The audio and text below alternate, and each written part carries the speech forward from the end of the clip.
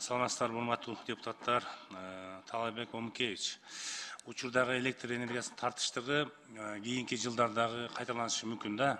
Ошон үчүн ушул тартыштар боюнча эмне иш-чараларды жүргүзүп атасыздар бүгүнкү күндө? Алдын ала.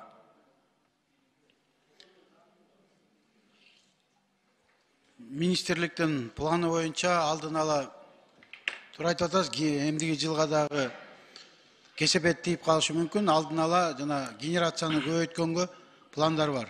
2022 жылы ВИА мыйзамы кабыл алып бердик да, билесиз. Ал боюнча кандай иш-чаралар аткарылды и келечекте канча дагы чакан кестерди курайын деп атасыздар да? 23 жылга бизде 22 мал эгеси иштеп атат.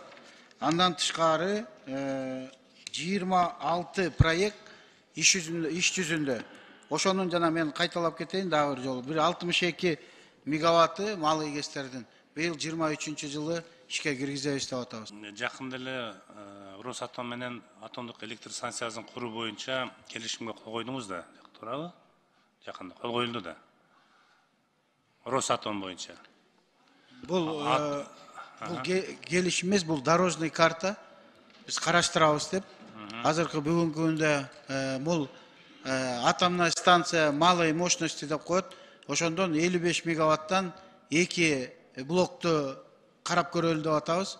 Бирок бул иштер жакынкы бир 6-7 жылдын ичинде ишке кириши мүмкүн да. Эми өзүңүз жакшы билесиз да, бизде жер титирөөлөр аябай көп болот да. Эртең баягы экология боюнча кандай болот, таасири кандай болот экологиялык мамлекетке, элге, бул боюнча да карап атасыздарбы? Сөзсүз түрдө биринчиден биз ошо биринчи маселесин карап атабыз. Жанагы Росатомдун биринчи представители менен жолукканда эң биринчи маселе бул общественностьты койдук. Биздин общественность менен иш жүргүзөбүз деп. Кара кече кенине тест куруу боюнча бул долбоор көптөн бери талкууда жүрөт да. Бул боюнча кандай сиздин өзүңүз министр катары оюңуз? Бизде ал сунуштар боюнча проекти бар. Кара кечесинде 2 блок 600дөн 1200 мегаваттка чейин. Бирок ал токтоткон жокпуз. Ал инвесторлор менен дагы иштеп атабыз.